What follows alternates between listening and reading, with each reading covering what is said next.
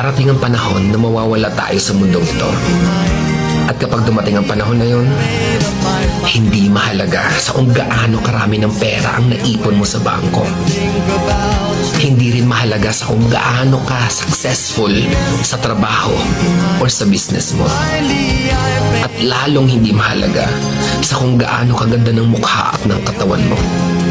Dahil ang mahalaga pagdating ng panahon na yun ay ang sagot sa tanong na naging masaya ka ba?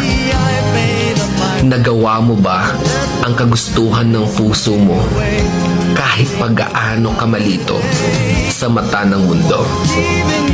Dahil sa huli naman, ikaw naman magdadala ng mga memories na yon sa libingan mo. Hindi naman ang mga tao sa paligid mo. So make sure na bago pa dumating ang panahon na aalis na tayo sa mundo